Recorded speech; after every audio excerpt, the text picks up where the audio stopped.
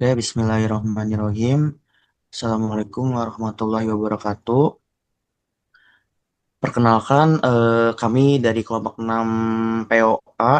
Pada kesempatan kali ini, kami akan mempresentasikan hasil praktikum term project dengan studi kasus berjudul La Familia Baik. Dalam proyek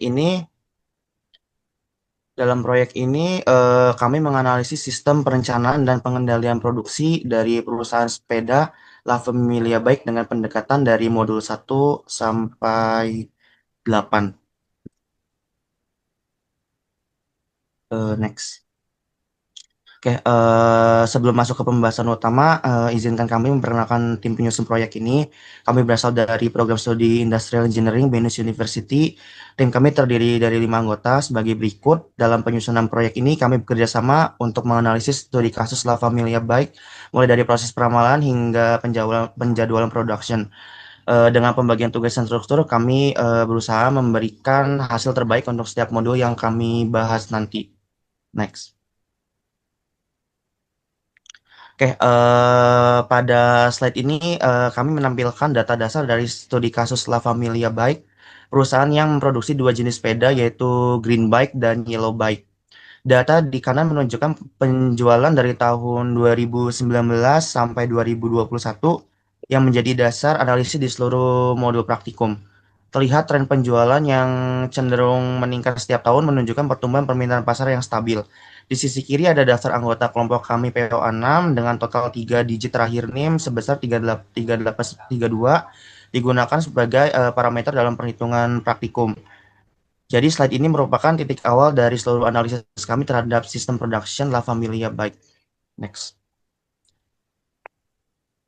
Selanjutnya adalah modul satu yaitu forecasting. Dalam forecasting ini terdapat beberapa metode yaitu uh, MAPE, MAD, dan MSE. Dengan dengan MAPE yaitu adalah rata-rata kesalahan absolut dalam bentuk presentasi terhadap nilai aktual, yaitu semakin kecil MAPE maka semakin akurat hasil peramalan.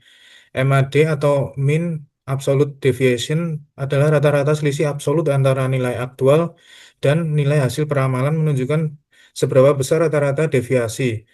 MSE mean squared error. Nilai ini memperbesar pengaruh kesalahan besar. Semakin kecil MSE maka semakin baik. Kesimpulan dari metode terbaik adalah time series decomposition karena menghasilkan error terkecil pada ketiga ukuran evaluasi. Hasil forecasting dengan TSD lebih akurat dibanding metode lain seperti moving average, Holtz, atau Winters. Kemudian adalah final forecasting disaggregate TSD. Eh, data data data dari hasil forecast each other color pada tahun 2022 adalah sepeda warna hijau adalah 572.592, yang kuning 565.054. Pada tahun 2023 didapatkan hasil sepeda hijau 626.032 dan 620.181. Hasil disagregat TSD menunjukkan bahwa proporsi penjualan kedua jenis sepeda relatif seimbang atau sekitar 50 banding 50 dengan variasi kecil tiap bulan. Total forecasting yang sudah saya sebutkan tadi, eh, jadi TSD menggambarkan perkiraan peningkatan penjualan total yang cukup signifikan dari tahun 2022 ke 2023 dengan komposisi antar jenis sepeda tetap stabil dan proporsional. Kemudian slide selanjutnya adalah modul 2 yaitu aggregate planning. Dengan data yang seperti dapat dilihat, dari data ini kita dapat membandingkan kapasitas produksi yang tersedia berdasarkan jumlah pekerjaan dan jam kerja dengan permintaan forecast demand setiap bulan. Nilai K atau rasio produktivitas menunjukkan bahwa satu pekerja memproduksi sekitar 1,42 unit per jam kerja. Kemudian total cost termurah dari zero inventory plan didapatkan 8 87.896.970. Constant work place 91.551.140, overtime plus cost of sales 35.969.126, overtime plus subcontract 39.962.530, dan minimum cost 35.969.126. Dari data ini, kita dapat membandingkan kapasitas produksi yang tersedia berdasarkan jumlah pekerja dan jam kerja dengan permintaan forecast demand setiap bulan. Nilai rasio produktivitas menunjukkan bahwa satu pekerja memproduksi sekitar 1,42 unit per jam kerja. Selanjutnya akan dijelaskan oleh Mas Wahyu.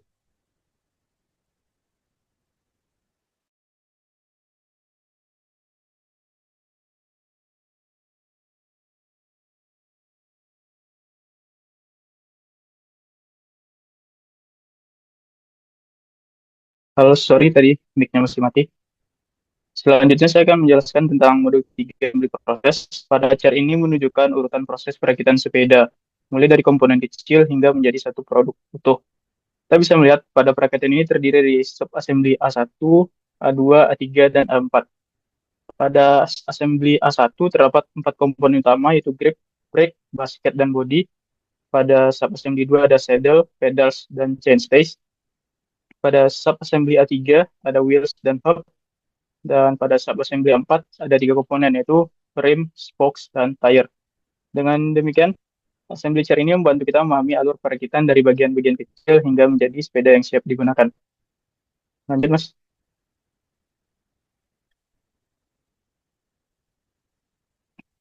Dan di bagian product structure ini, kita akan membahas hubungan antara komponen sepeda mulai dari komponen terkecil hingga menjadi produk akhir. Pada level 0, terdapat finish product, yaitu sepeda yang sudah lengkap dan siap digunakan. Dan kemudian di bawahnya pada level 1 terbagi menjadi beberapa assembly utama, yaitu assembly 1, 2, 3, dan sub-assembly 4. Dan selanjutnya setiap assembly memiliki sub-assembly dan komponen penyusunnya masing-masing. Dengan adanya product structure ini, kita dapat memahami urutan dan tingkat hubungan antar komponen, serta bagaimana setiap bagian berkontribusi terhadap pembentukan sepeda secara keseluruhan. Lanjut, Mas. Dan selanjutnya di Master Production Scheduling. Di sini terdapat ini PORC, yaitu Plan Order Receipt, yaitu jumlah barang yang direncanakan akan diterima dari pesanan, pembelian, atau produksi pada periode tertentu. Terdapat POREL, Plan Order Release, yaitu waktu pesanan dilepaskan atau dipesan supaya bisa tepat waktu sesuai lead time. Dan POREL atau bulan pemesanan sama dengan POREC dikurang lead time. Pada tabel ini Bill of Materials atau tabel BOM. Tabel ini berisi informasi dalam produksi karena menunjukkan daftar seluruh komponen yang dibutuhkan untuk merakit satu unit sepeda, lengkap dari kode, level, perakitan, stok, waktu pekerjaan, serta kebijakan pemesanannya. Bagian pertama berisi komponen sub-assembly seperti assembly 3, sub-assembly 3, tire, hub, dan komponen lainnya. Setiap komponen memiliki kode unik dan tingkat level yang menunjukkan posisinya dalam struktur produk. Dalam kolom on hand menunjukkan jumlah stok yang tersedia saat ini. Sedangkan safety stock adalah jumlah minimum yang harus disimpan agar produksi tidak terhenti bila terjadi keterlambatan bahan. Untuk kolom lot size menjelaskan jumlah minimum yang harus dipesan dalam satu kali pemesanan. Dan selanjutnya, dalam kolom lead time menunjukkan waktu yang dibutuhkan untuk membuat atau menerima komponen tersebut diukur dalam satu periode. Ya, terakhir, kolom POREC dan POREL menunjukkan rencana penerimaan dan pelepasan pesanan pada bulan-bulan tertentu yang membantu dalam pengaturan jadwal pembelian dan produksi.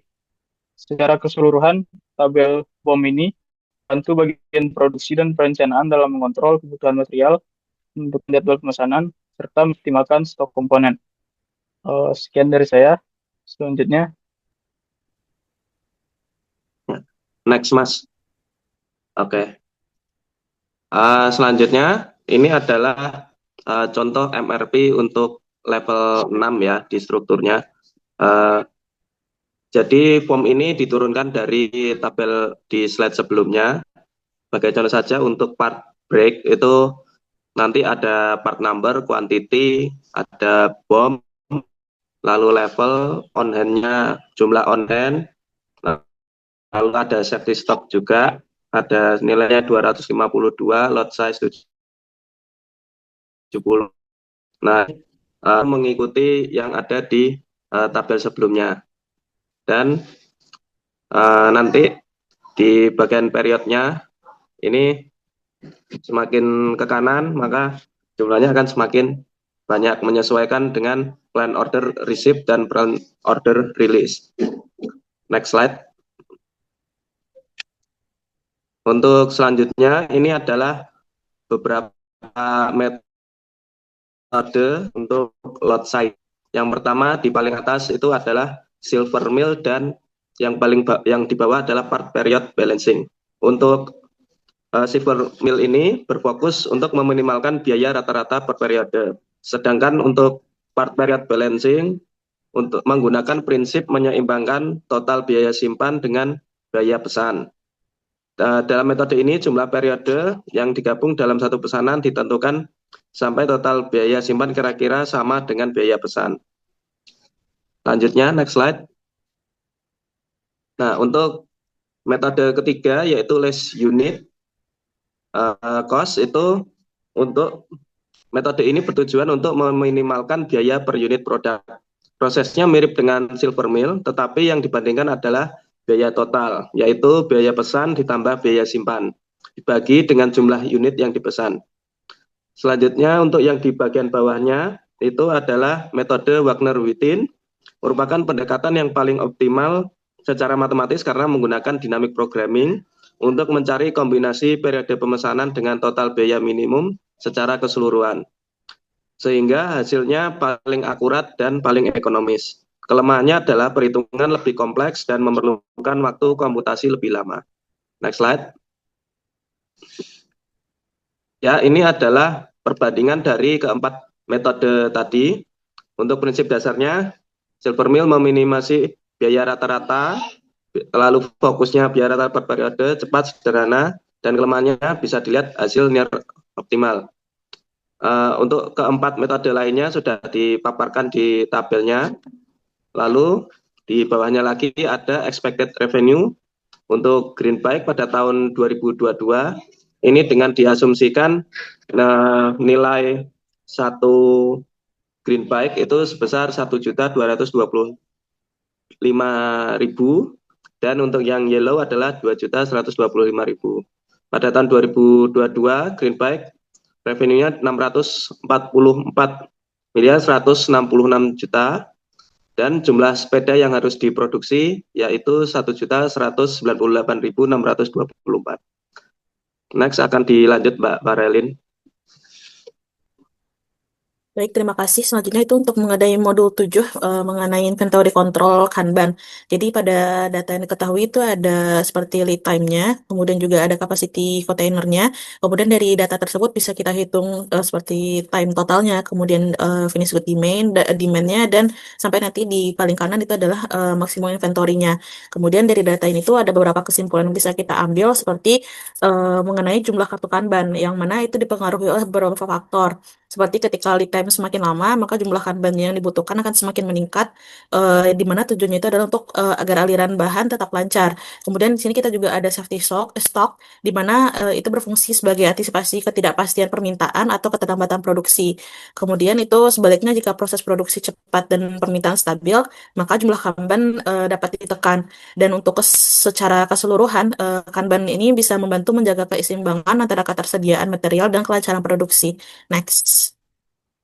Kemudian untuk modul terakhir yaitu modul 8 mengenai operation scheduling. Di sini ada data untuk schedulingnya. Kemudian untuk perhitungannya itu di sini kita mengambil solusi optimal iterasi 3. Next. Kemudian untuk di sini bisa dilihat untuk idle time-nya itu di 40 dan di sini juga ada perbandingan metode pertama itu ada start when satu produk finish dan yang kedua itu metode ongoing. Dan dari dua metode ini tuh bisa kita lihat perbandingannya untuk di akhir hasilnya yang lebih bagus adalah ongoing, di mana tingkat kapabilitas produksinya itu lebih tinggi karena dia bisa dilakukan secara berkesinambungan, tidak menunggu stok proses satu selesai baru dilanjut proses berikutnya. Jadi untuk ongoing itu lebih tinggi. Next. Mungkin segitu dari kelompok kami. Terima kasih.